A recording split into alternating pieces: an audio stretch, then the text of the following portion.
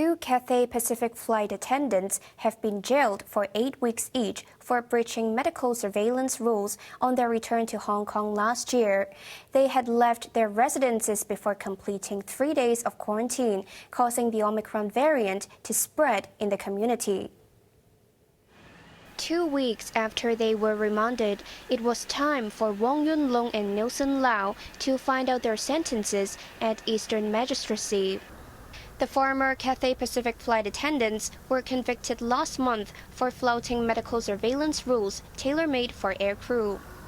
Under prevailing rules last year, the pair had to serve 3 days of home quarantine upon returning to the city and could only step out for essential activities. But Lau dined with his family at a restaurant in Kowloon Tong, while Wong left his residence to visit Lau.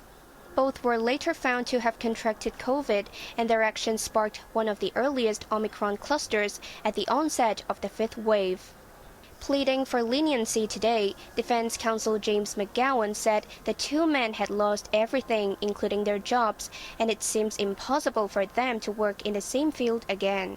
McGowan blamed Cathay for not giving clear guidelines to staff, arguing his clients were unaware they had breached any rule.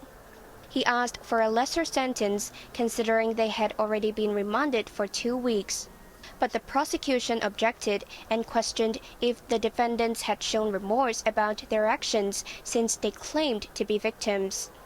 Magistrate Edward Wong slammed the duo for spreading the virus to at least 9 people, as well as abusing privileges granted to aviation workers at a time when most arrivals had to serve longer quarantine at isolation facilities. But considering they had lost their jobs, he deducted 1 week of their 9-week prison terms.